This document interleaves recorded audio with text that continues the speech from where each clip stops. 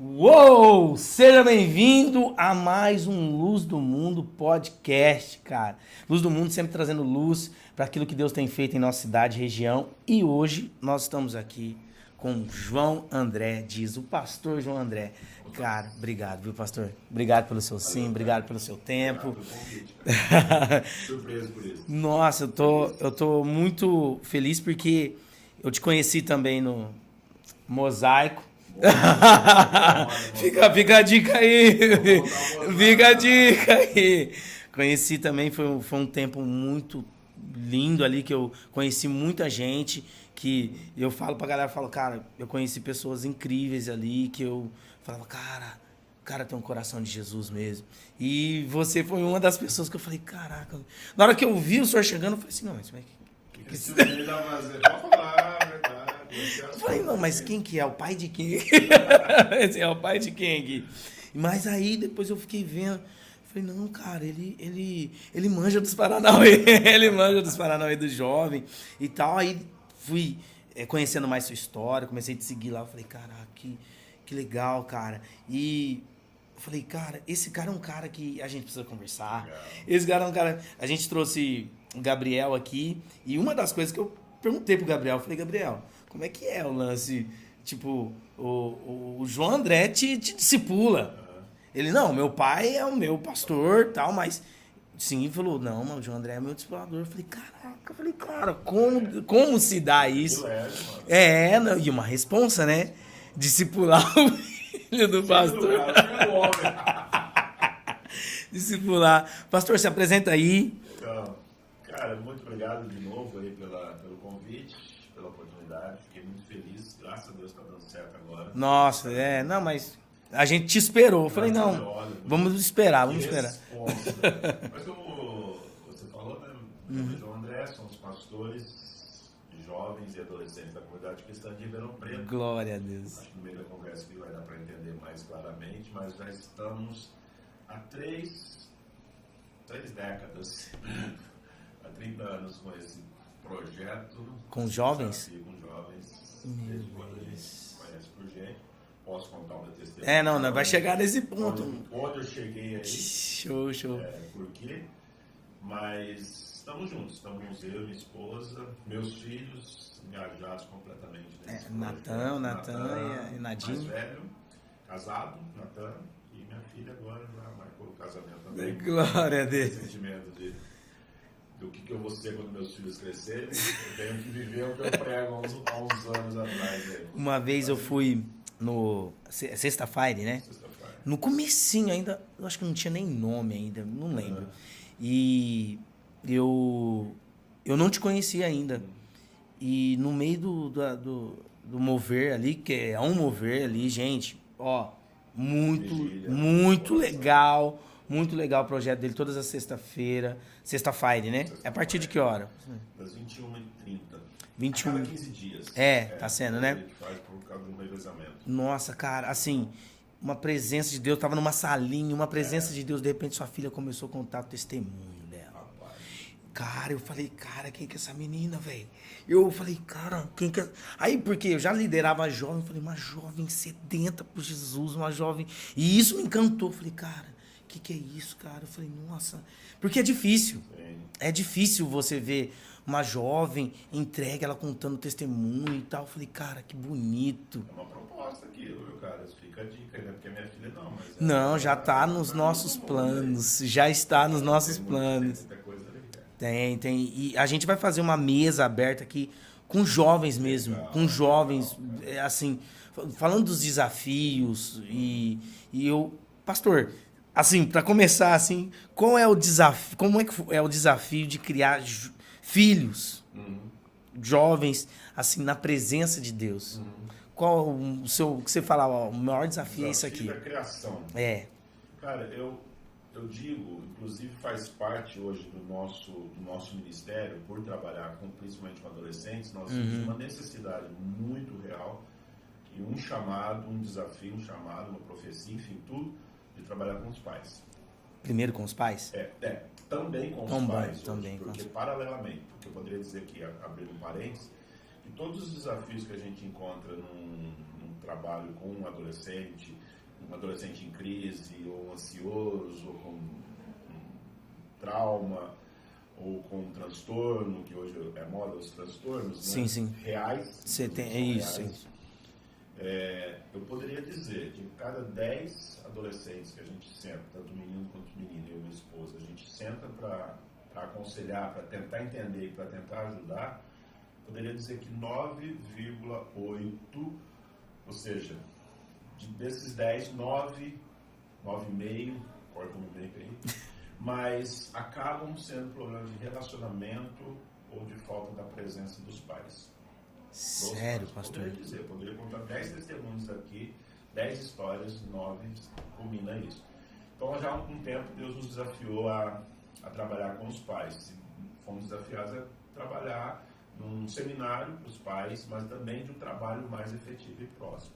Nossa. Então, eu digo que o maior desafio, talvez, é que onde os pais não conseguem chegar a esse entendimento de formação dos seus filhos e educar os seus filhos, basicamente é o seu testemunho.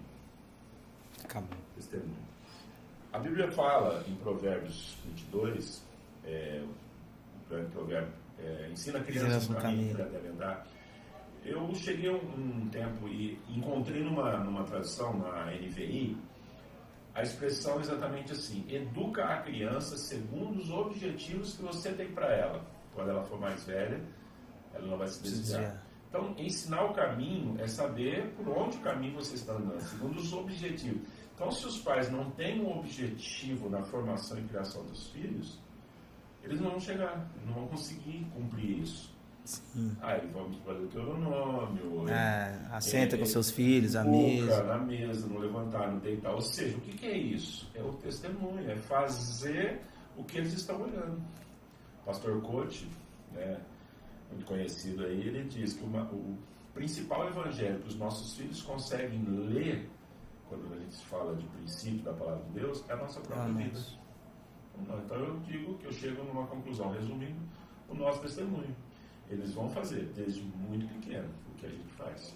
Nossa. Então assim, tivemos desafios na cada fase dos nossos filhos. Não somos família perfeita, absolutamente não somos. Tivemos vários desafios. Porém, quando a gente viu, eu estava entregando meu filho no altar. Virgem, que ia beijar a esposa dele pela primeira vez no altar. Uma escolha. Ele já é o segundo, hein? Eu achava que o Gabriel era só. Na mesma esteira. Então eles decidiram. Da mesma forma. Decidiram isso. Então, glória a beijo Deus. no altar foi decidido. Então, quando eu vi, eu falei, poxa. E a gente acompanha tantos pais com tantas crises. Falei, poxa, eu não quero voltar atrás, mas deu certo algumas coisas que nós fizemos. Então, o maior desafio é realmente você ser o testemunho na vida deles, ser referencial. Porque cada fase eles estão à procura de referenciais. E nós, muitas vezes, como pais, jogamos eles para se espelhar em outros referenciais, que fica muito mais fácil. Mas educa a criança nos objetivos. Eu descobri os objetivos que eu quero para meus filhos. Eu quero que, além que eles sejam bons profissionais, advogados, publicitários, presidente da República, eu preciso entender que eu quero fazer dos meus filhos, principalmente, serem bons homens, boas mulheres. Isso. Homens de sucesso, de caráter, principalmente. Isso. E que amem Jesus acima de tudo. Amem o reino acima de tudo. Isso. Amem a Deus acima de tudo. E amem sua família. Eu tenho uma impressão, pastor, estou tendo uma impressão que, assim, eu não formei... Eu sou crente, vamos supor, o pai é crente e tal, nasceu na igreja. E... Aí, quando você vai falar com ele, e os seus filhos? Ah, meu filho é um excelente advogado, meu filho é um excelente pintor, meu filho é um excelente tal, mas... Eu quero saber se ele é um adorador. Para mim, isso faz muito mais sentido. Porque o não crente, ele pode ser um excelente advogado. Então, muitos são. E o filho do crente, ele tem que ser também um excelente advogado, mas... E é a consequência, né? É consequência. Porque se ele vai ser um excelente cristão, ele vai ser... da palavra de Deus, consequentemente, ele vai ser bom aonde for. Quer comais, quer bebais. Fazer Tudo para a glória de Deus. Então ele vai ser, porque não tem jeito, porque é reflexo, né? Então ele vai levar os princípios da palavra de Deus para dentro do consultório, para dentro do escritório, para dentro da fábrica, para dentro do gabinete, para qualquer lugar que ele estiver, ele vai levar os princípios de caráter, Sim. sem corrupção, sem mentir, sem nada, ele vai levar. Então vai ser também uma profissional. Então, e eu vejo que os pais estão tipo assim, meu filho não é um adorador, meu filho não vai na igreja, mas ele é um bom advogado, ele tem um diploma, isso me basta. E eu tô com 3 meninas e eu já tô pensando nisso. Tô com uma de 11, uma de 10 e uma de 7 meses. Eu já tô assim, Deus. Eu falei, Deus, é o seguinte, cara, eu quero que elas sejam loucas por Jesus. Assim, as outras coisas, a gente... É consequência. Mas eu quero ver minhas filhas viver no reino de Deus. Completamente. Esse é o grande desafio, porém, o maior prazer que eu tenho hoje. E eu vejo seus filhos, nossa. Meu filho escolher trabalhar na igreja. Meu Deus. Lá no Rio Grande do Sul, vai estar trabalhando na igreja. Pai, é o que eu sempre sonhei. Sempre sonhei ser pastor. Meu sonhei ser missionário. Eu quero estar trilhando esse caminho. A minha filha também, da mesma forma. Já está indo no mesmo caminho. Eu quero trabalhar, mas como eu preciso pagar as contas, e as contas de casamento são caras, eu preciso trabalhar, eu preciso servir. Mas serve como testemunho, serve como vida. Nossa, então, cara. Eu acho que esse é o grande... É ser o testemunho, é fazê-los amar a Jesus. E eles têm que ver nós amamos a Jesus primeiro, né? Exatamente. Show de bola. Falando em testemunho, pastor, vamos aí. Como é que você chegou na fé, pastor? Como você conheceu Jesus? Eu converti, assim, eu fui convertendo. Considero ali, identifico que a experiência mais forte que eu tive foi na minha adolescência, aos 14 anos. Nós estávamos no grupo carismático da Igreja Católica, saímos da Igreja Católica numa transição e nos tornamos evangélicos. Sim. Né? Conhecemos porque havia... Aqui em Ribeirão já? É, em Ribeirão já. Sempre vivi aqui, sempre morei. Ah. Então, havia divergência de quando você passa a conhecer a palavra de Deus, você começa a ser confrontado com algumas coisas, enfim. Então, era um grupo de jovens, né? Os líderes eram jovens, todos solteiros, e a gente ali na adolescência conhecemos isso e eu aceitei Jesus e comecei a caminhar. Aí foi um processo meio louco, né? Meio insano, assim, meio diferente. Esse grupo se tornou uma igreja evangélica e depois conhecemos uma outra igreja evangélica na ocasião, que era a igreja liderada pelo pastor Danilo. Isso, sim, eu já ouvi falar dessa transição que teve. Final de 92, 93, ou seja, em 2024 vamos fazer 30 anos de comunidade cristã em Ribeirão Preto, mas que é o surgimento de uma igreja, da fusão de duas igrejas. Eu digo que é insano porque, enquanto na época a maioria das igrejas, né, quando elas se formam, normalmente acontece por uma rachadura, sim. E isso na época, sim, foi algo... E no caso não foi, né? Não foi uma fusão. Foi uma fusão. Igrejas com grande potencial que havia na cidade, né, pastor Danilo chegando na cidade, começou um trabalho forte aqui pela palavra, discipulado. Nós tínhamos um grande trabalho com adoração, com louvor, já uma igreja mais estruturada. Então, nós damos uma mesma visão, nos conhecemos, os pastores se conheceram, começaram a andar juntos. Por que não formar uma igreja? Nossa, que coisa linda, pastor. Muita gente questionou, falei, isso não dá certo. Que coisa linda, imagina se fosse assim, então. Pensando, o pastor Danilo com uma raiz batista, Sim. Nós com uma raiz católica, mas que com... Carismático, né? Assim, como que vai dar liga aí? Se deu só 30 anos. Sem nenhum... Eu vejo que nenhum princípio de nem início, nem fumaça de uma rachadura, de uma divisão. Eu vejo, pastor, que é o que Paulo fala em Efésios, a unidade do Espírito. A unidade do Espírito. O Espírito... Foi insano, eu digo, não é insano, foi louco, foi diferente, foi algo incomum. E graças a Deus, desde então, em 2024, a gente completa 30 anos de comunidade cristã. Então, eu estou desde lá. Nossa. Então, a minha conversão se deu antes. Sim. Mas como comunidade cristã desde 1994. Foi o ano do nosso casamento, então nós temos até alguma ligação bem... Meu Deus, cara, que lindo. Espiritual, né? Você tá da igreja desde quando... Desde quando começamos. Desde quando começou. Então, eu era de um braço da igreja, mas ligado. Nossa, Nós que somos show. discípulos diretos do pastor Danilo. O Que pastor show. da outra igreja era o meu irmão. Hoje ele está como missionário, como uma obra na Espanha, em Valência. Já Nossa. faz 20 anos, mais ou menos, que ele está lá, igreja filha nossa, na Espanha. Então, éramos e hoje somos um só. Então, a minha conversão foi... Nossa, que show, que show, que show, que show. Então aí a comunidade cristã e a sua conversão é quase que uma coisa só. quase uma coisa só. Então, eu digo que eu sou talvez o representante dos dinossauros da mesa. O Jurassic Park da comunidade cristã de Ribeirão Preto. Tem gente, mas tem muitas pessoas do mesmo tempo que você lá ainda? Sim. Temos juntos ali. Tem aquela área mesmo dos dinossauros. Os Jurassic. Uma igreja na outra, né? Sim. Então, ao mesmo tempo, eu me lembro exatamente, quando houve a unificação, né, muita gente usou essa desculpa para sair, para mudar, para ir para outras igrejas, enfim, ok, aceitamos isso tranquilamente. Mas, ao mesmo tempo, chegaram muitas pessoas. Pastor, Desde então. como é caminhar 30 anos com o mesmo pastor, debaixo da mesma orientação? Cara, eu digo que é um privilégio, cara, porque hoje eu sei o que ele pensa. Ele sabe, eu penso, Show. Só então, no olhar. Só no olhar igual pai e filho, né? Então, assim, eu sei o que ele pensa, eu sei, antes de eu sugerir alguma coisa, pedir alguma coisa, questionar alguma coisa, eu já sei praticamente a resposta dele.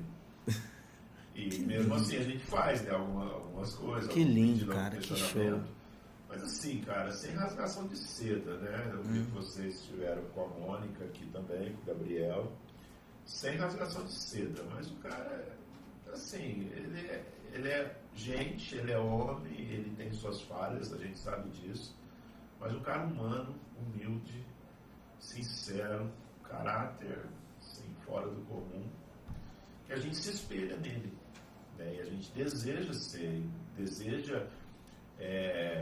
sem uma imposição, a gente deseja servi-lo, ser discipulado por ele, né? E deixá-lo discipular. Sem uma cobrança. Sem peso. Sem peso. Sabe? E ter minha vida aberta. Assim, né? Por mais de uma vez eu já assinei uma carta em branco, entreguei na mão dele para ele entregar para Deus. Tudo. Então ele sabe das minhas dificuldades, sabe dos meus desafios, sabe dos meus sonhos, sabe dos meus desejos, anseios, ele sabe das minhas finanças, sabe das minhas dificuldades, sabe. Então, por que ele sabe? Ele impôs isso? Não, eu me deixei. Isso. Eu achei muito seguro isso. Claro, eu não faria com qualquer pessoa. Então, são 30 anos. 30 anos, que eu decidi viver assim. E hoje eu tenho segurança. Então, hoje, qualquer dificuldade, eu sei onde recorrer. Sim. Né? Qualquer alegria, eu sei onde recorrer. Qualquer sentimento, eu sei. Qualquer choro, eu sei. Eu sei que tem um caminho aberto. Sim. Isso parte do discipulador ou do discípulo? Ou é uma troca mútua. uma troca né? mútua? Então, assim, por exemplo, o discipulador ele pode ser muito aberto para isso, mas se o discípulo não fizer esse processo de querer ser discípulo, eu acho que ele não chega. Não chega. E ao mesmo tempo, se o discipulador ou ele for fechado a cumprir esse papel de discipular, de conhecer, o discípulo também não vai. Então, são aquelas categorias, né? Ou você é ovelha, ou você faz parte da multidão, ou você é discípulo, você se faz discípulo. Sim. O grande livro dessa série aí do Danilo é o Fazedor de Discípulo. Né? Então, eu acho que é o grande... E ali ele discorre exatamente isso. Tem o papel do discipulador, mas também tem o papel do discípulo. Eu vejo que o discipulador, ele tem essa... Ele gera essa segurança, É uma responsabilidade dele gerar essa segurança. Mas também tem que haver um desejo no discípulo de querer dar essa abertura. Fundamental. E aí a gente é desafiado a fazer igual. Sim. O papel da gente também querer e desejar fazer discípulos. Isso. Né? Então, hoje eu tenho discípulos da mesma categoria, né? Não de 30 anos, mas perto disso, que hoje eu casei, fiz o casamento desses discípulos e o ano que vem estamos fazendo o casamento do filho dos dele. filhos. Então, Sim. sou pastor já há 20 e tantos anos de uma família que hoje eu sou pastor dos filhos. Show de bola. E bola. vai demorar de eu ser pastor Dos adolescentes. dos neto adolescente. Então, assim, algo geracional também. Então, mas que eles entenderam, eu entendi esse desejo, essa vontade, e amanhã depois fazer e criar isso. O desafio do discipulado é esse, né? É essa visão mútua. Porque muita gente vai falar, meu discipulador não me procura, meu discipulador não quer nada comigo. Mas e aí, quantas vezes você foi? A minha visão de discipulado e discipulador é exatamente isso. O discipulador, ele é um guarda-chuva. Então você abre o guarda-chuva quando você vai na chuva e a chuva está caindo. Só que o guarda-chuva não vem até você para te cobrir. Então essa é a minha visão. Que show. A minha visão. Que então, lindo, assim, que lindo. Eu preciso, para não correr risco, não me molhar, eu preciso estar debaixo dessa do cobertura. Então eu me faço discípulo. E se o discipulador tem essa condição de ser um bom guarda-chuva, que vai me suportar ali, então vai ficar muito fácil essa transição. Eu vou para lá. Sim. Então, claro, a gente vai até um ponto. O discípulo não quer ir além daquilo, ok, vou respeitar. Exatamente isso que eu vivo com o meu pastor Danilo. Sim. Forma de respeitar. Claro, eu sei, ele sabe que na hora que o negócio estiver realmente num grande estresse, uma necessidade, ele bater o pé na porta para arrombar, para não perder, eu sei que ele vai fazer. Sim. Mas até onde eu permiti que ele vá. Então ele vai. Então, até onde eu permiti tudo. Falei, ele conhece a minha vida, conhece tudo, conhece meus finanças, tudo. Aí outro dia ele falou, pô, Jandé, nós estamos tanto tempo juntos, nós precisamos formar novos, né? O que eu tenho mais para te ensinar? Ensinar não, mas agora é viver junto. É viver junto. Então, assim, é exatamente o que eu falei. Eu sei o que ele está pensando, eu sei o que ele vai pensar. No olhar eu sei, numa fala, numa questão, simplicidade, humildade, de reconhecer erros e pedir perdão. Nossa. Figura de um pai. Acabou. Gente, né? Eu tenho um pai ainda, graças a Deus, bem presente, mas a figura de um pai espiritual. Nossa, isso é o ideal, né? Isso, né? Muito bom. Pastor, como é que vocês chegaram no Ministério de Jovem? Adolescente, jovem? Veio os dois juntos, adolescente e jovem, ou veio jovem? Veio, misturado, né? Veio desde sempre. Eu conto a história, que é um testemunho legal, inclusive eu escrevi recentemente isso nas redes sociais. Foi uma experiência bem legal, a gente teve bem bizarro, mas a minha esposa depois a gente entendeu junto.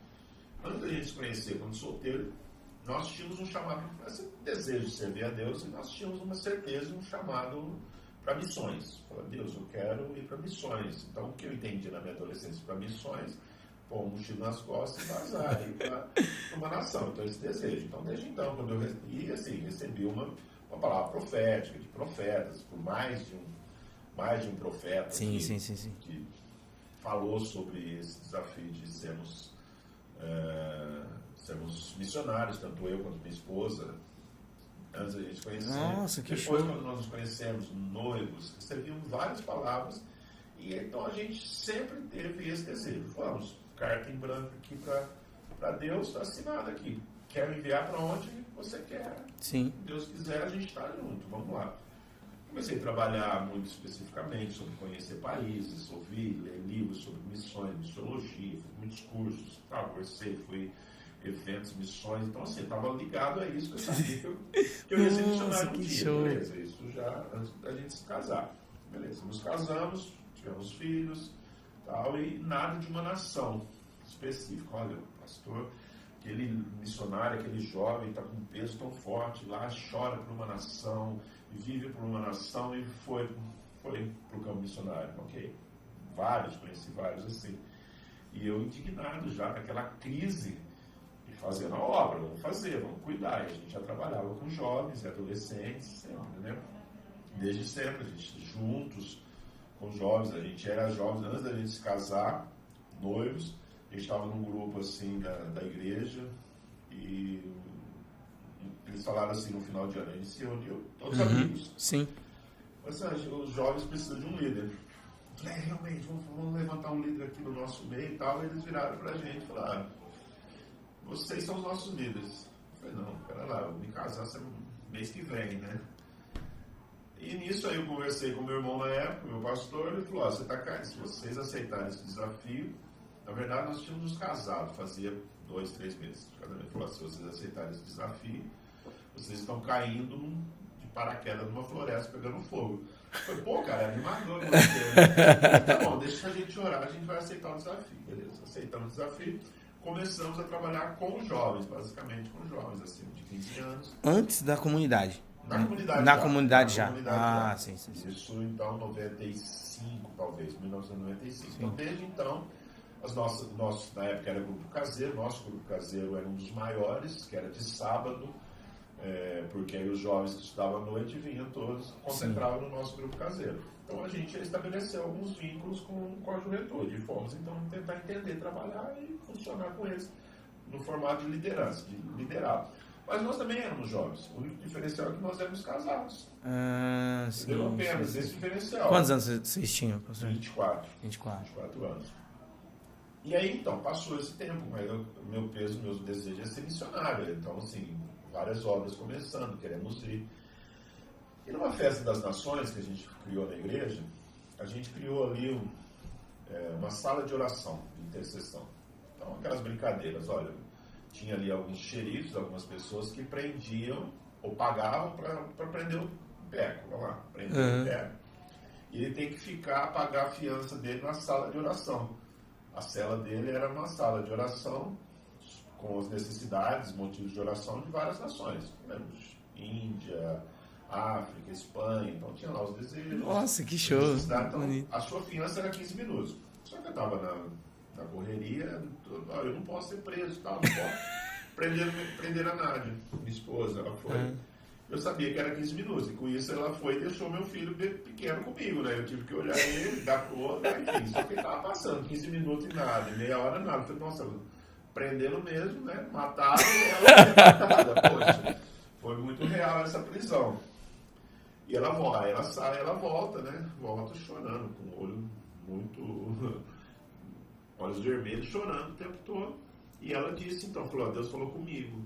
O que Deus falou? Eu estava na frente dos mapas, do mapa mundo, orando, pedindo: Deus, nos dê uma nação. Sim. Nos dê uma nação para a gente conquistar, para a gente orar, para a gente chorar, para a gente estudar a língua, para a gente conhecer a cultura, e a gente começar a se vestir igual. Aí Deus falou assim: poxa, por que vocês estão pedindo uma nação por herança se eu já dei uma nação para você? Meu Deus, eu faltei nessa aula. Deve ter faltado nessa aula, não tem isso. Deus falou: olha, eu já dei a nação jovem para vocês conquistarem. Uau, caiu a ficha. Porque o que define uma nação? Define uma nação o agrupamento de pessoas que se veste igual, que tem uma cultura igual, uma comida igual, uma linguagem igual. Sim. Que convive nesse nicho aqui. O que jovem é? Ele se veste diferente, ele come diferente, a comida dele é diferente. A linguagem dele é diferente, a cultura dele é diferente, o tempo da juventude ele é diferente. É esquisito. Um adolescente, então, é mais esquisito. Tem a fase, inclusive, do monstrinho, né? Aí nós conseguimos entender a chamada. Meu Deus, cara. E falou com ela, né, nessa ocasião? Com ela trouxe pra mim, eu sentei na hora, eu falei: pô, cara, é isso. Faz sentido. Faz todo sentido. A gente tá aqui malhando com ferro frio, batendo, socando a parede sem entender. Então, o que é? A partir de hoje, por mais que amanhã depois Deus queira levar a gente para uma outra nação, vamos. O que a gente tem que fazer? Focar. Aprender a cultura, a língua Por mais que a gente já saiba, mas eu preciso me aperfeiçoar nisso. Estudar sobre os sentimentos deles, olhar para o que eles... buscar aí um sentimento de paixão por eles. Foi o que a gente fez desde então. Isso em 90 a partir de 98. Eu lembro que meu filho era bem pequeno, desde 98. Que a gente ganhou esse entendimento. Vocês estão na liderança de jovem desde 98? Desde antes, né? Desde 96. Mas essa visão, assim, para focar e concentrar, olha, cai 1.000 à minha direita, 10.000 à minha esquerda, não seria abalado. Eu estou aqui. Então hoje, depois de 30 anos, né, eu participei de um congresso de jovens, onde o pastor subiu e falou assim, olha, hoje a média de um ministério de jovens, de um pastor ou de um líder que fica no ministério de jovens é de 3 anos, é média. É média, é 3 isso. anos. Ou ele alça novos voos, que eu acho super legal, normal, lindo, né? Que é o desafio. E ao mesmo tempo eu sei, desde sempre, desde então, lá de trás, de 30 anos atrás, eu sabia que também o Ministério de Jovens, como me foi proposto na época, era um trampolim, ou seja, era um teste vocacional. Você quer ser pastor, presbítero ou qualquer coisa, seja pastor de adolescentes e jovens. Se passar nesse teste, você vai ser apóstolo, patriarca, você vai ser... sim. Teste. Aí esse pastor falou isso, olha, a média é 3. Eu falei, tô dentro, tô 3, só que são 3 décadas. Não 3 anos no ministério, 3 décadas. Já recebi muitos questionamentos. Imagino, pastor. Porque o cara olha pra mim e falou, vocês não vão pensar em abrir um trabalho pra vocês querem ser outra coisa no ministério, alçar?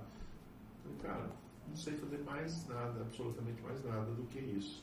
Então, aí eu assumia uma crise de identidade, de que eu estou fora do padrão, ou eu assumia o entendimento e a graça e a alegria de entender, eu estou fora do padrão.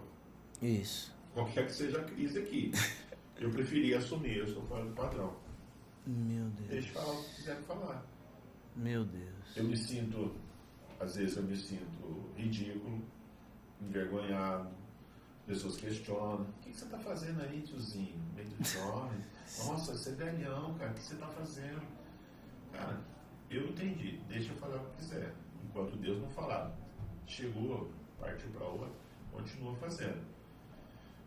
E não é mérito meu. Se esse Deus me chamou, não é mérito meu. Eu sei que hoje os adolescentes param para me ouvir e conseguem entender, eu identifico que é uma graça e que eu estou no caminho ainda. Estou.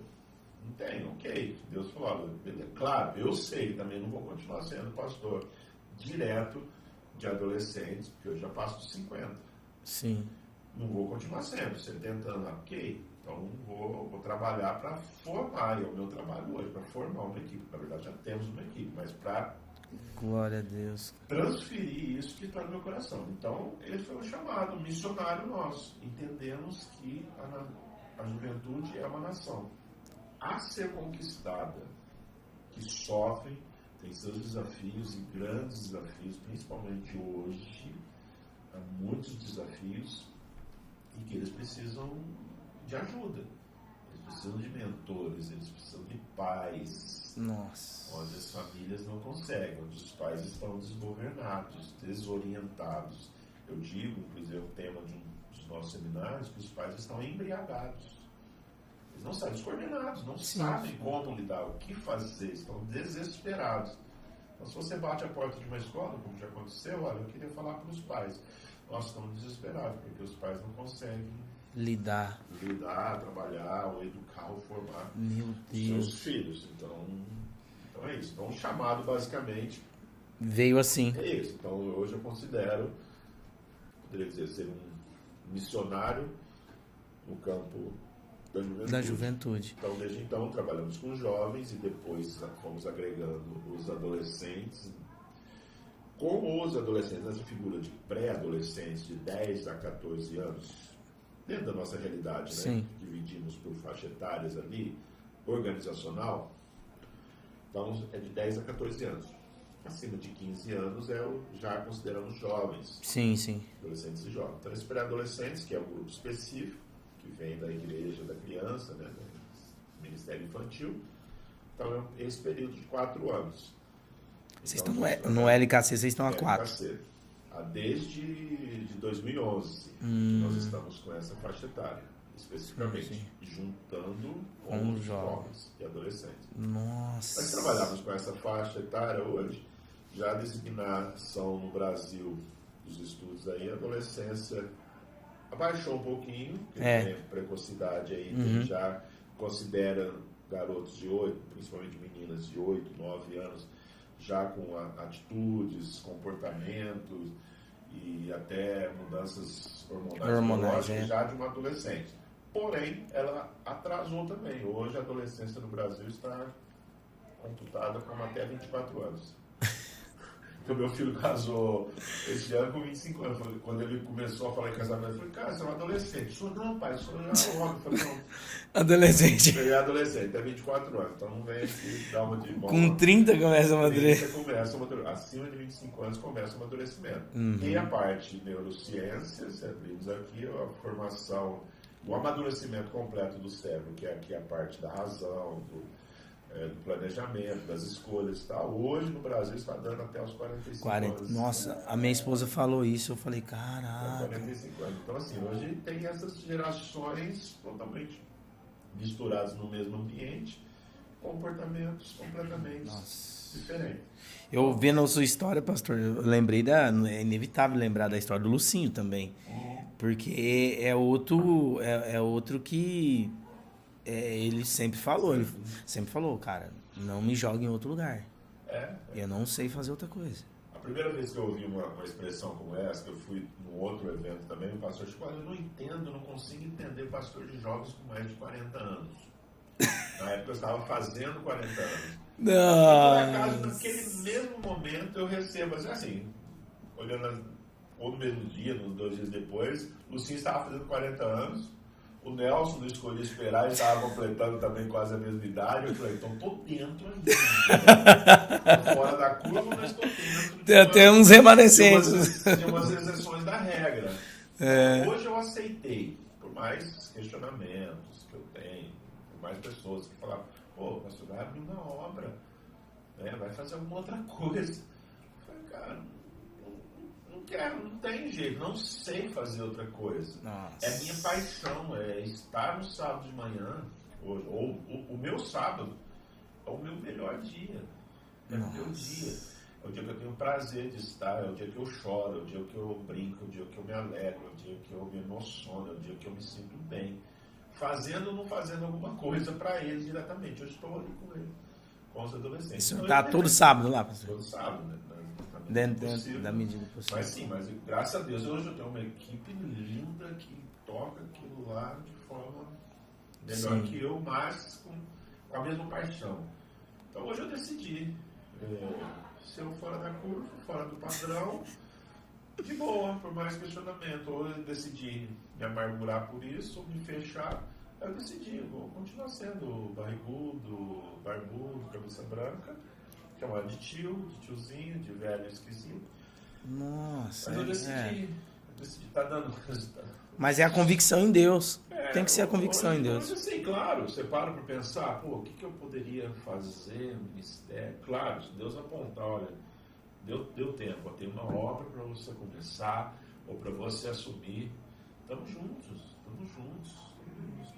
Recebi uma palavra, no começo do ano do meu pastor, exatamente isso. Pensando que o ministério vai terminar agora.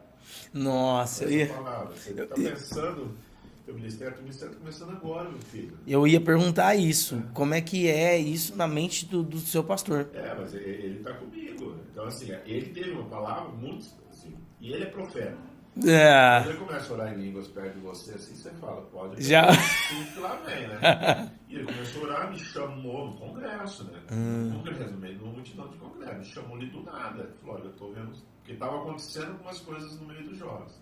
Falando nas minhas redes sociais esse vídeo. Ele falou, Deus está me falando que você está, porque você está no processo de transição dos jovens, você está pensando que o teu ministério está acabando, o ministério está começando agora. Eu falei, e agora? Assim, você está sendo chamado de ser pais. Para ser pai. Pai dessa geração. E pai de pais. Nossa. É uma geração que está precisando. Então, o que está acontecendo? A adolescência está me dando uma nova amplitude onde nasceu esse trabalho com os pais. Sim. Então, isso aqui é um fruto. Nossa, então, olha, prepare-se para entrar no mundo deles. Então, aqui é uma apostila, é só um resumo do seminário todo. Um seminário de 10 horas que a gente ministra para os pais revolucionários. Para adolescente e... Não, para pais. Não, assim, para os pais de adolescente e jovem. Eu abordo muito mais dentro dessas experiências de adolescentes, mas isso aqui comporta para todos, inclusive para líderes de adolescentes. Nossa, deixa eu ver isso. Olha que lindo. Gente, olha aqui. Mas o senhor leva em outras igrejas, tudo? Sim. É um seminário que Deus nos deu. Na verdade, foi um desafio, justamente por isso. Porque quando a gente entendeu essa crise na adolescência, eu falei, vamos investigar onde estão as causas básicas das crises. Aí Deus falou, os pais. E na época, isso nasceu em 2015. Falei com minha esposa, vamos fazer um café para os pais? Para sugerir um trabalho em conjunto com eles, quando a gente começou a identificar esses males, né, no meio dos adolescentes, principalmente. Aí abrimos a opção de uma inscrição, né, só para a gente dimensionar o tamanho do evento. Tivemos mais de 200 inscrições de pais com essa necessidade, com esse desejo de aprender a ouvir. Aí eu falei, não dá certo. Aí Deus falou, isso, porque eu não quero café, eu quero que você mergulhe aí no coração deles. Nossa. Aí eu precisei preparar um material em 15 dias, um seminário. Sim. Aí de 200 passou para 450 pais, desesperados. E fomos, entendeu? Então, assim, agora chegamos da Bolívia agora com um seminário, que nós ministramos ele lá, né, em espanhol, para eles. Gente. E as necessidades são as mesmas. Sim. Então, uma geração embriagada, uma geração de pais que não conseguem lidar com os seus filhos, aí vem outras crises. Um tema interessante, que você vai ser quando seus filhos crescerem? Pais que não conseguem administrar o ninho vazio, que não conseguem liberar o filho para alçar novos voos. Sim. De ser flecha, de ser herança, de ser galardão. Não conseguem, segundo a Bíblia. Então, assim, é baseado na Bíblia. Aí eu termino trabalhando com a visão do abismo das gerações. Isso. Geração dos pais para geração dos filhos. Pais da geração X ou Y, que tentam formar o menino da geração Z. Geração com as características completamente diferentes. Não acompanha. Uma geração nativos digitais, multitarefa, sim. completamente sensorial, vivendo a crise do século XXI, que é o TDAH, ou todos os outros transtornos, o TOD, o TDAH, as síndromes, o autismo hoje que está muito em alta. Está muito em alta. Entendeu? Então, por vários fatores que até os psicólogos não conseguem explicar ainda. É um fenômeno. Não consegue identificar muito ainda. Então, tem sugestões comportamentais, o tempo, a internet, a alimentação, pós-pandemia, tudo. Então, são vários fatores que não conseguem muito explicar. fatores. E os pais ficam realmente perdidos. Gente, pessoal, leva esse seminário na sua igreja. Qualquer igreja, pastor? Depois pode gente, leva isso aqui na sua igreja. Em nome de Jesus. Às vezes o problema do jovem é porque você tem que tratar os pais. Na maioria das 90? 95%. Cara. Se contar 20 casos aqui, você vai identificar aqui mais de 10 casos de situação com os pais. Nossa, e... Cara, que material, que coisa de Deus precisa. É um grande desafio. Então, nós recebemos esse desafio. De onde nasceu? Nasceu por trabalhar com jovens. E esse é o nosso prazer, essa é a nossa alegria. Não, eu vi o Nelson falando sobre isso. O Nelson falou, eu estava trabalhando com jovens, independente, viu que é os pais. Cara, é incrível. Ver mudança no comportamento dos filhos, depois que os pais acordam. Se posicionam. Os pais estão mais dando presentes do que estão sendo presentes. Nossa. Eles precisam muito mais da nossa presença do que o presente. Meu Deus. Pastor, vamos lá. Os desafios do Ministério de Jovem.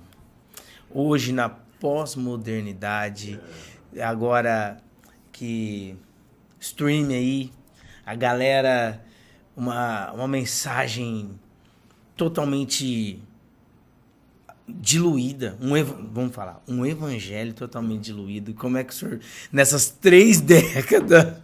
Me fizeram essa pergunta recentemente. Qual o desafio de você trabalhar com jovens? Eu pensei e falei assim, na verdade nem pensei muito, foi quase bate-pronto, foi de coração, eu identifiquei. Talvez eu faça a pergunta para você, qual que é o seu maior desafio no seu casamento? A linguagem. Comunicação, exato. Aí eu identifico assim, qual seria um fator decisivo para uma separação, um divórcio? Falta de paixão. Isso. Falta de amor. E eu identifico isso, talvez a maior crise, o maior desafio para um líder ou para um ministério de jovens é a falta de paixão. Porque quando você está apaixonado, quando você ama aquilo que você faz, qualquer que seja a crise, qualquer que seja o desafio, ele se torna nada. Nada. Né? Nesse aspecto, por exemplo, do casamento. Se eu amo, se eu estou apaixonado, se eu decidir viver aquilo com a minha esposa, pode vir crise financeira, pode vir um monte de coisa, mas eu estou decidido a viver junto. Sim.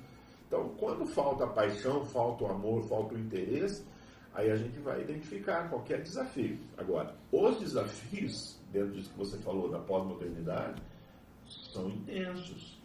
E a linguagem, a comunicação, talvez é a mais própria a ser estabelecida como uma grande ferramenta. Sim. Eu preciso conhecer o que eles sentem. Paulo fala, 1 Coríntios, fala, olha, eu me fiz de tudo para com todos, a fim de ganhar alguns. Sim. Numa tradução mais moderna, né, mais contemporânea, eu entendo assim, eu me fiz tudo para com todos, ou seja, eu me fiz parte deles. Eu não sou um deles. Eu me fiz parte deles para que, de alguma forma, eu amasse tanto, eu conheceria as suas necessidades, os seus dramas, os seus desafios, para que aí eu possa tentar ganhar alguns. Sim. Essa é a mensagem. E eu preciso fazer a mensagem, eu quero fazer parte. Então, essa linguagem, eu preciso saber, eu preciso conhecer adolescentes, eu preciso saber o que está em alta dos streams. Sim. Eu precisei ir assistir sem querer ir assistir Dorama. Eu precisei ir assistir sem querer assistir o filme da Barbie. Para ouvir a lacração, mas também para ouvir coisas que ninguém falou sobre. Para que no sábado eu me vestisse de Ken e minha esposa vestisse de Barbie. Para eu poder falar essa geração. Vamos colocar essa foto? Eu vou colocar essa foto. Mico, eu já paguei de monte, mas eu preciso estar ligado. Mesmo que eu não goste daquilo, não me atraia muito aquilo, mas eu preciso fazer e conhecer. Eu preciso conhecer quais são os dramas deles, essa falta dos pais, da paternidade. Eu preciso saber o que eles sentem, o que estão falando para eles na escola, sobre ideologia. Eu preciso conhecer tudo isso e falar a mesma linguagem. Aí é o que eu falo. Os desafios para você conseguir consolidar esses jovens, esses adolescentes, é o poder da parceria com a família. E é onde a maioria dos desafios são esses. Por quê? A conta é simples. A conta que eu faço é simples. Dentro da nossa realidade, da minha realidade, eu tenho esses adolescentes, dentro do nosso contexto, 6 horas por semana. Onde eles vão lá para um ensaio, uma célula, um culto deles, um ensaio. Então, depois vai no culto de domingo. Então, a média é 6 horas semanais. O restante da semana, até o outro sábado, eles ficam à mercê de Felipe Neto, de Netflix, HBO, os YouTubers, os influencers digitais, ficam isso durante a semana toda. E o desafio que os pais interrompam isso, ou seja, dê uma continuidade durante a semana, não tem. Os pais não conseguem. Eu fiz algumas enquetes. Quantos fazem cultos familiares, conversam com seus filhos sobre o que eles ouviram durante a semana? Não tem. Não tem, pastor. Durante a pandemia, quando entramos na pandemia, olha, lockdown, tudo fechado, ninguém sai de casa. Eu falei, Deus, que maravilha, acho que isso vai acontecer. Aquilo que eu sempre desejei. Os pais vão conseguir ter tempo com seus filhos. Os pais vão conseguir culto no lar. Culto no lar, vai ter tempo. Claro, os pais estavam lá, né? Pirados, pô, como que eu vou pagar minha economia. Assim, tudo muito doido, mas nas primeiras semanas ali, o que a gente imaginava quando entrou na pandemia em 2020? Você quarentena. 15 dias aí, o que é quarentena? Não vai, 20 dias voltar tudo. Voltou, 2 anos, né? Aquela coisa, vai, lockdown, fecha. Aí o que eu fiz? Beleza, então vou dar eu criei um material chamado uma série em casa. Então, material escrito que eu fiz 13 semanas, por 13 semanas, para os pais, as famílias se reunirem pelo menos uma vez por semana. Sim. Cumprir durante a semana, só que ia acabar o material. Eu fiz um material tipo uma série, com episódios, onde os pais seriam os diretores e os filhos seriam os protagonistas, os atores. Então eu detalhei tudo. Então cada semana tinha um tema. Sim. E eles iam detalhar oração, Bíblia e tal, com cenas pós-créditos, tipo... Olha que legal. Hoje é dia de você fazer um bolo com seu filho. Leve para a cozinha, vai fazer um bolo. Filme, posta nas suas redes sociais. Assista um filme, assista essa série. Dê tudo detalhado. No meio do caminho, ali pelas 6ª, 7ª semana, os pais, eu não estou conseguindo cumprir isso. Pô, você não está conseguindo? Aí a gente foi identificando que isso estava sendo um peso para os pais, porque não conseguiam fazer. Agora, e hoje? Que hoje não tem mais lockdown, que ele não precisa... Tá na correria. Tá na correria, não vai ter tempo. Meu Deus. Então, o maior desafio é esse. De que o que eles recebem aqui... Nessas 6 horas... 6 horas semanal, depois não consegue. Até no sábado já esqueceu, na verdade. Desestabilizou tudo, desconstruiu tudo. Porque, querendo ou não, você sabe disso, talvez mais do que eu. É tudo muito mais gostoso o que o mundo oferece. O outro lado. Então, é muito mais colorido, é muito mais atrativo, é muito mais chamativo, mexe muito mais com as emoções. Sim. Tá todo mundo fazendo. Status. Então eu tenho que estar junto. Então, aí é o grande desafio. Então, se os pais conseguem entender isso, que no meio do caminho ali da semana, ele deu uma estruturação. Porque é diferente, eu falo para os pais, você ora pelos seus filhos? Eu oro. Mas você ora com os seus filhos? Tem uma grande diferença. Nossa. Você formar neles. Então, quando eles voltam no sábado seguinte, desconstruir, você precisa voltar para reconstruir. E vai ficar sempre nesse loop, né? Sempre nesse loop. Mas aí a gente trabalha muito também com séries, né? Séries de mensagens, séries de palavras, séries de estudos. No treinamento do Mosaico, foi o que vocês falaram sobre a importância de pregar em série. E assim, aí um desafio talvez do líder é ele estar conectado com essa geração. Sim. O que eles sentem, o que eles pensam, o que eles comem, o que eles fazem. Então, e hoje saiu um meme, saiu um trend essa semana, você precisa usar no próximo sábado, porque na outra semana já não tem mais graça. Tudo não vai muito, conectar mais com tudo muito rápido. mensagem, não vai conectar. Então, a gente precisa estar muito conectado. E isso é uma dica para um líder, né, pastor? Líder de jovem. Antenado. Tem que estar. Época da Baleia Azul, você lembra da Baleia Azul? Sim. Tive que preparar o material Baleia Azul e assim, eu sabia, isso aqui vai ser 10 dias. Sabia que ia acabar. Só que os pais desesperados, Pokémon GO, né? Eu lembro que eu fui até divertido na escola, que eu dava aula para adolescentes. Eu estava acompanhando o Pokémon GO, lançou nos Estados Unidos e ia ser lançado no Brasil. Baixei o aplicativo. Eu preciso entender qual que é o processo. Demônio de bolso. Nossa, então gerou aquela coisa. Tá bom, então vai ter muita gente morrendo e tal. Ok, preciso entender. Baixou numa quarta-feira, lançou o Brasil, meu filho chegou, pai, lançou o Pokémon GO. Baixei na hora, entendi o processo todo. Quinta-feira de manhã cheguei na escola. Como que eu cheguei? Procurando Pokémonzinho ali. Pronto, ganhei todos os adolescentes em 15 minutos. Olha isso aí, cara. Fui pra sala de aula. E aí, quantos você pegou? Quantos você caçou? Quantos você encontrou? Beleza. Consegui conectar. Conectou. Ganhei o coração deles. guarda o celular, vamos conversar. E aí, rolou? Rola, porque aí você explica aos pais, mas pastor, a direção, mas você usando o celular, como assim? Eu falei assim, explica para eles como que eles vão fazer isso. Não sabem. Nossa. Eles não sabem. Então vamos conversar sobre. Mas eu preciso mostrar algo. Eu preciso me fazer um deles. De alguma forma. Eu fui questionado. Entrar na realidade. Não sei se você sabe, surgiu aí, fica em aberto. Já surgiu baixo assinado em favor, contra gente que vestia de palhaço, vestia de dinossauro, vestia de heróis no púlpito da igreja. Já. Eu vi o Lucinho vários. O Lucinho fala assim, ó. Vocês estão falando que eu tô louco agora? Ele foi o precursor. O precursor. Exagerou, mas cheirou a Bíblia. Não, eu vi ele de Chapolin, cara, de Chapolin. Vestir de homem de ferro. Se tiver tempo aqui, não sei quantas, vai ter tempo. Te conto um testemunho de quando eu vesti de homem de ferro. Conta aí, pode contar um, tá? Aí eu posso falar assim, tá bom, qualquer teólogo ganharia e ouviria de um adolescente de 10 anos, falar assim, hoje eu entendi o que é entregar meu coração para Jesus, hoje eu entreguei meu coração para Jesus. Um teólogo pregando, e eu não preguei, eu vou te contar aqui a experiência que eu tive nesse momento.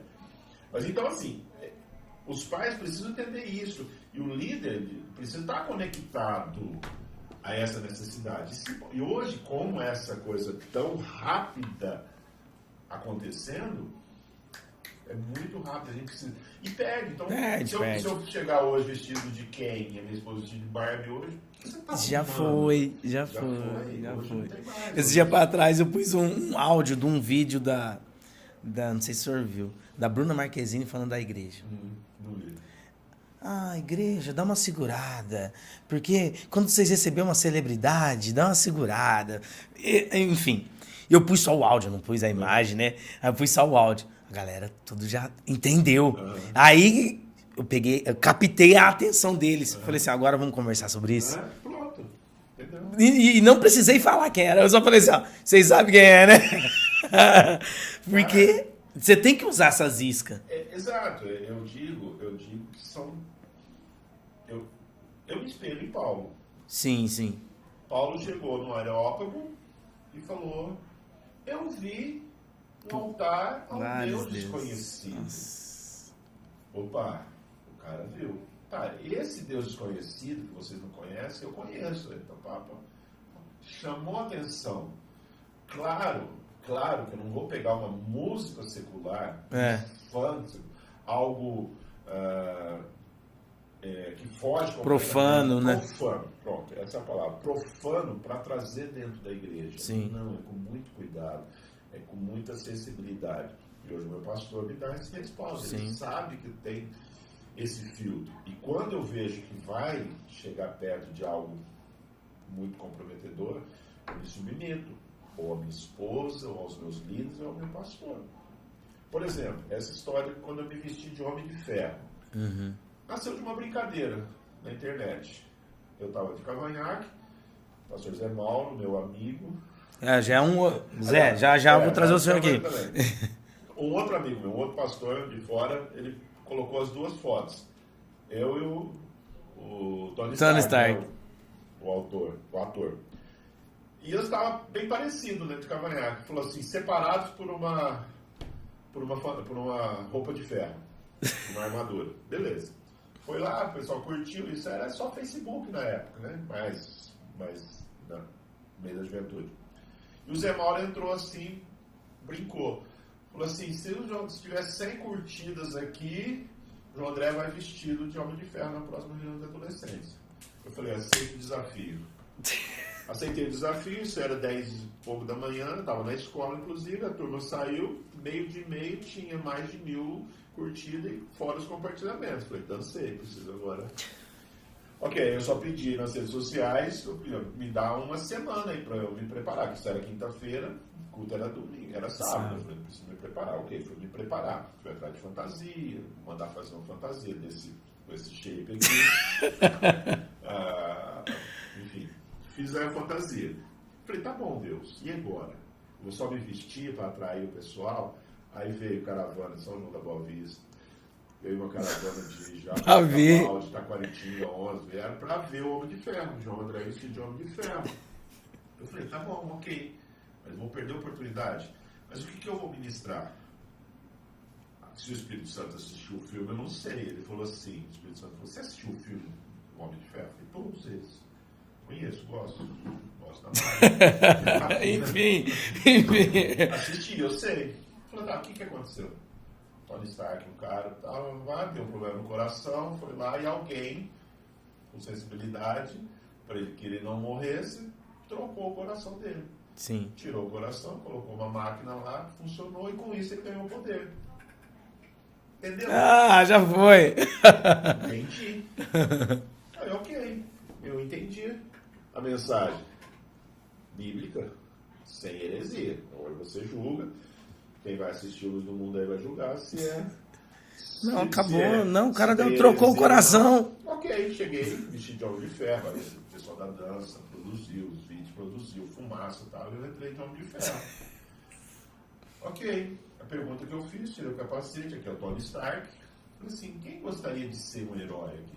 Um adolescente, todo mundo sonha em ser herói. Eu quero ser herói. Falei, você pode ser um herói. Quem conhece a história do Homem de Ferro? Eu conheço a história do Homem de Ferro. Conversando normal com eles. Ok? Como que Tony Stark virou um herói? Falei, ele tinha um coração já ruim, podre. Alguém chegou lá e trocou o coração dele. Quando trocou o coração dele, ele passou a ter vida novamente, teve poder nesse coração, nessa energia que ele recebeu. Sim. Enfim. Eu falei assim, e o que a Bíblia diz? Vamos para a palavra. A Bíblia diz que Deus troca o nosso coração de pedra por um coração de carne. E quando nós aceitamos essa troca, o Espírito Santo passa a habitar dentro da gente. O que acontece com o Espírito Santo habitando dentro da gente? A gente recebe poder. Para orar por um enfermo, para abençoar alguém, para fazer a diferença, pronto. Isso é poder? Você está mudando o mundo, cara. Você está salvando pessoas da morte. Isso é salvar o mundo. Mais do que Tony Stark. Mais do que Tony Stark. Aí eu falei, o que eu falei de heresia nisso?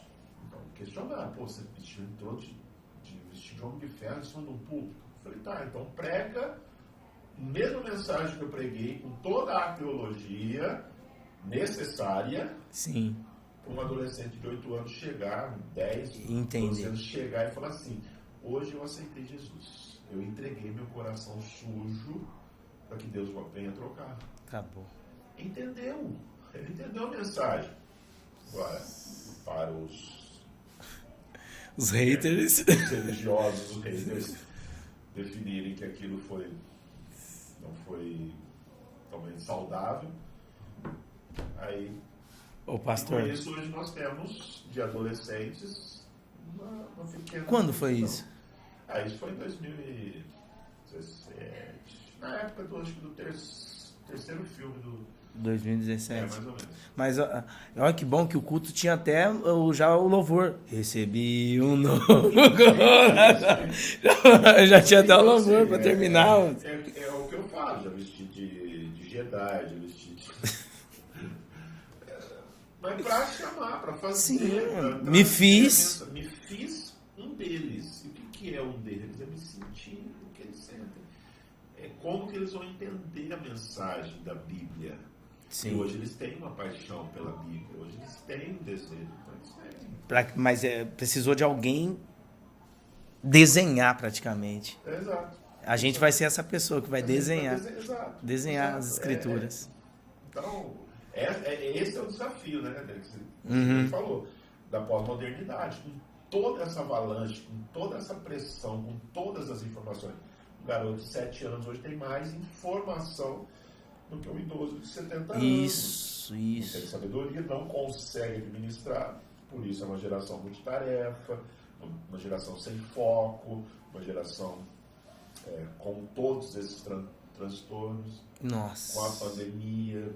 Então, assim, na pandemia, naquele processo da pandemia lá, houve, numas cidades da Grande São Paulo, houve um aumento durante a pandemia, que a gente imaginava que seria muito bom, um aumento de 1.072% de abusos.